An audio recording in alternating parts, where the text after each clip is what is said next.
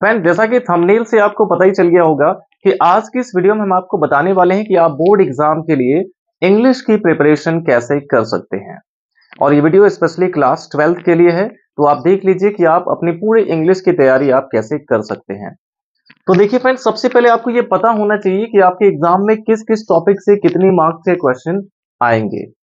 तो चलिए देखते हैं कि हमारा जो पहला क्वेश्चन होता है अनसीन पैसेज का, और ये अनसीन पैसेज 15 नंबर का होता है। अगर आपने इस क्वेश्चन को कर लिया तो इसमें आपको 15 मार्क्स मिल जाते हैं। और इसके बाद दूसरा क्वेश्चन होगा जिसमें आर्टिकल हमें लिखना होगा, आर्टिकल या फिर ऐसे लिखना होगा, और जिसके लिए हमें 10 मार्क्स मिलेंगे। और जो लेटर है ये भी आपके 10 मार्क्स के होंगे। तो अगर आपने केवल रीडिंग और राइटिंग सेक्शन ही कर लिया तो 15, 10, 25, 10, 35 नंबर का क्वेश्चन आपका बहुत आराम से हो जाता है। और इसके बाद वोकैबुलरी से 10 नंबर के क्वेश्चन आते हैं। ये वोकैब्स में क्या क्या आते हैं, इसमें synonyms, antonyms, homophone, one word substitution और इडियम्स एंड फ्रेजेस, ये 5 टॉपिक इसमें आते हैं वोकैबुलरी में।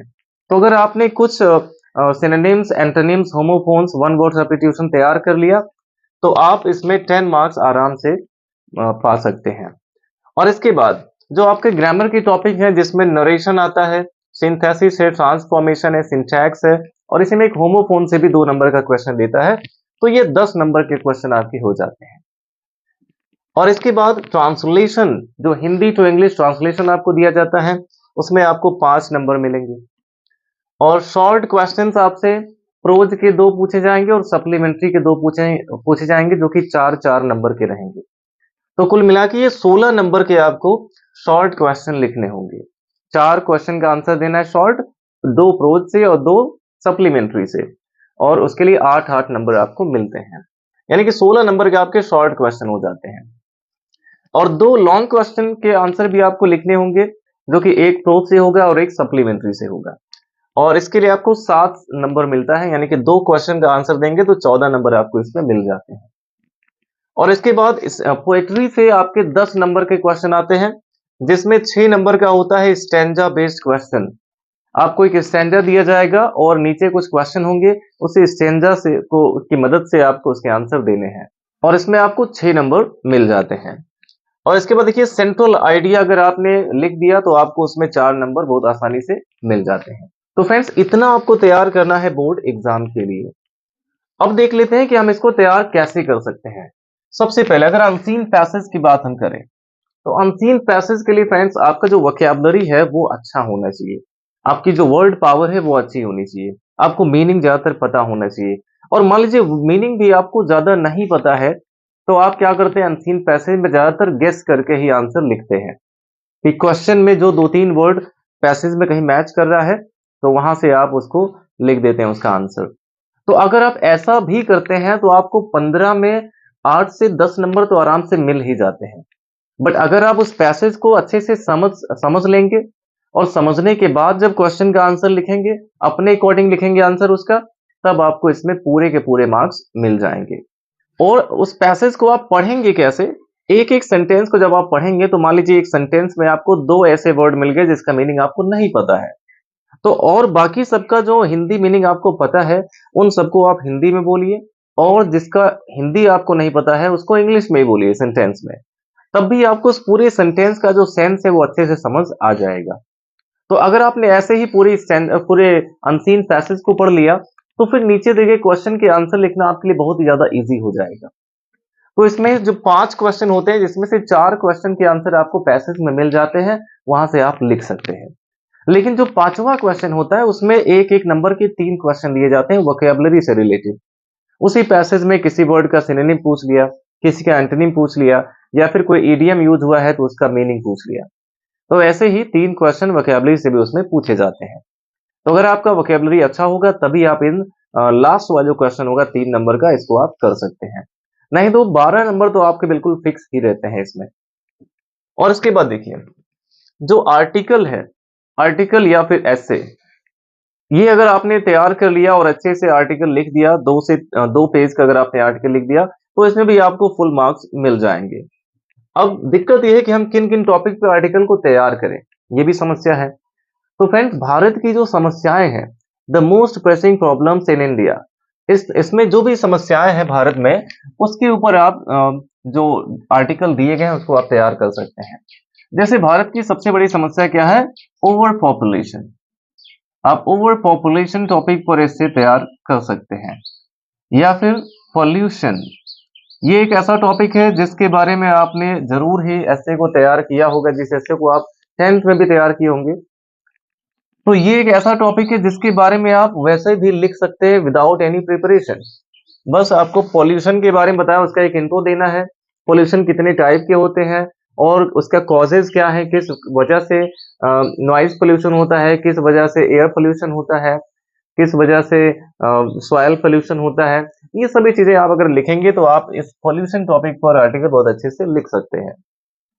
और इसके अलावा आप इसमें प्राइस राइज पे तैयार कर सकते हैं। प्राइस राइज यानी कि महंगाई पे, राइजिंग प्राइसेस, महंगाई के ऊपर इसे तैयार कर सकते हैं। और इसके अलावा मोबाइल फोन्स पर भी आप एक आर्टिकल तैयार कर सकते हैं। तो अगर आपने इतने टॉपिक पर आर्टिकल तैयार कर लिया तो इसमें से कोई एक आपके एग्जाम में जरूर आ जाना चाहिए। और इसके बाद लेटर जो है, लेटर आपको दो टाइप के मिलेंगे, एक तो लेटर टू द एडिटर और एक होता है कंप्लेंट लेटर, जिसमें हमने आपको दोनों क्वेश्चन दिए जाएंगे, दोनों में से कोई एक आपको लिखना रहेगा। और इसमें जो लेटर टू द एडिटर है, इसका मैंने अलग से वीडियो बनाया हुआ है, जिसमें हमने एक ट्रिक के माध्यम से आपको किसी भी टॉपिक पर अगर लेटर टू द एडिटर लिखना है, एडिटर के पास लेटर लिखना है, तो आप बहुत ही आराम से लिख सकते हैं।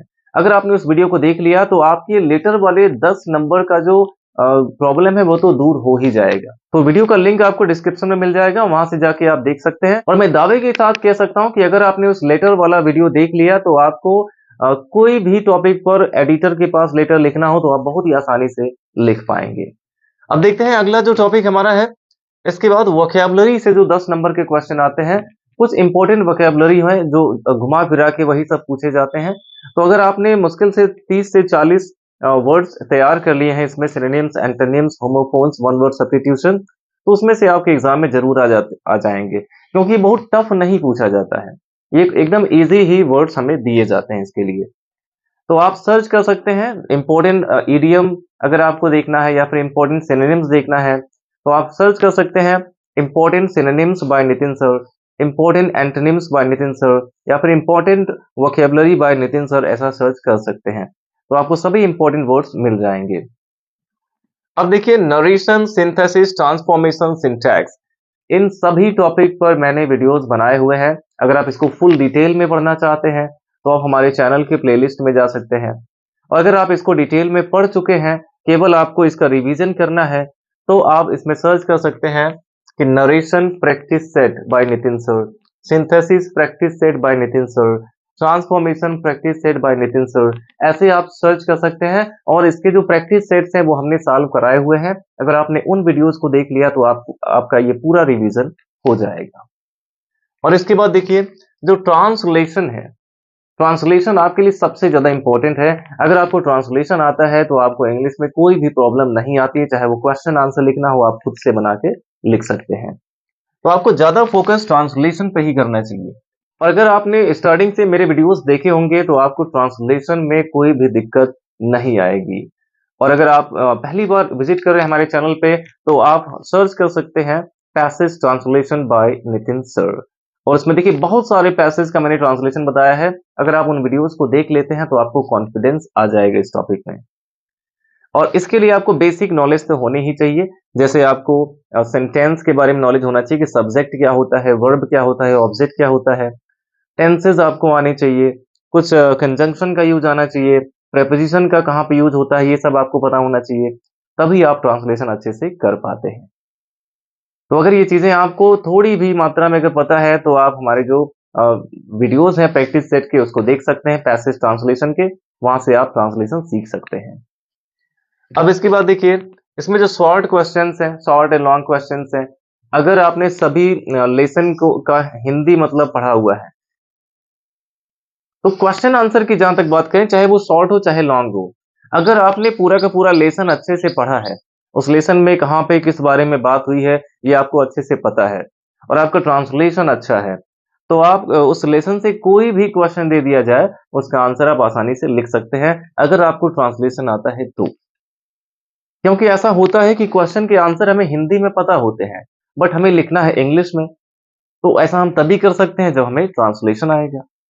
और वैसे भी अगर आप कहेंगे तो हम कुछ इंपॉर्टेंट क्वेश्चन आंसर आपको बता देंगे। और इसके बाद देखिए जो पोएट्री वाला सेक्शन है, पोएट्री से 2 क्वेश्चन आते हैं, एक तो स्टैंजा बेस्ड क्वेश्चन होगा। तो स्टैंजा को अगर आप पढ़ते हैं, अगर आपने पोएम पढ़ा हुआ है अच्छे से, सभी पोएम पढ़े हैं, तो आपको आंसर लिखने में दिक्कत नहीं होगी। बस उसमें आपको क्या करना है कि सभी पोएम के पोएट का भी नाम याद रखना है। पोएम और पोएट का नाम आपको याद होना चाहिए, क्योंकि उसमें से एक क्वेश्चन ये अक्सर पूछ लिया जाता है कि इसमें किस पोएम से लिया गया है और इसके पोएट कौन है। तो सभी पोएम और पोएट का नाम आपको याद होना चाहिए। और बाकी जो क्वेश्चंस उसमें रहेंगे, आप स्टैंजा की मदद से उसका आंसर लिख पाएंगे आसानी से। और अगर आपको ये जानना है कि आप खुद से आंसर बना के कैसे लिखते हैं, तो इस पे भी मैंने आपको एक वीडियो दिया हुआ है, जिसमें मैंने बताया है डिटेल में कि आप किसी भी क्वेश्चन के आंसर बना के खुद से कैसे लिख सकते हैं। तो उसका भी लिंक आपको डिस्क्रिप्शन में मिल जाएगा। और जहां तक सेंट्रल आइडिया की बात है, 4 नंबर का आपका सेंट्रल आइडिया आता है। तो सेंट्रल आइडिया आप किसी 3 का तैयार कर सकते हैं। मान लीजिए पहला जो पोएम आपका है, माय मदर एट 66, आप इसका तैयार कर सकते हैं सेंट्रल आइडिया। एक पोएम आपका है a thing of beauty, a thing of beauty, आप इसका सेंट्रल आइडिया तैयार कर सकते हैं। और एक है on Jennifer's tigers, on Jennifer's tigers. तो फ्रेंड्स, अगर आपने इन 3 पोएम का सेंट्रल आइडिया तैयार कर लिया है, तो आपके 4 नंबर बिल्कुल फिक्स हो जाते हैं। तो इसका सेंट्रल आइडिया आप तैयार कर सकते हैं। और अगर आपके बुक में या फिर आपके क्वेश्चन बैंक में जो सेंट्रल आइडिया दिया गया है वो आपको डिफिकल्ट लगता है, तो हम आपको इन तीनों का सेंट्रल आइडिया प्रोवाइड करा देंगे। तो इस तरह से फ्रेंड्स आप अपने पूरे इंग्लिश की तैयारी कर सकते हैं। और यहाँ पे जो ग्रामर वाले portion, narration, synthesis, transformation, syntax, ये सभी जो है आपको प्रैक्टिस जरूर करना होगा इसका। जितना ज्यादा आप प्रैक्टिस करेंगे उतना ही बेटर होगा आपके लिए। और प्रैक्टिस सेट के जो वीडियोज हैं उसको भी जरूर देखना है। तो आई होप फ्रेंड्स ये वीडियो आपको पसंद आई होगी और आपको थोड़ा कॉन्फिडेंस भी मिला होगा कि हाँ, हम इंग्लिश में अच्छे मार्क्स ला सकते हैं।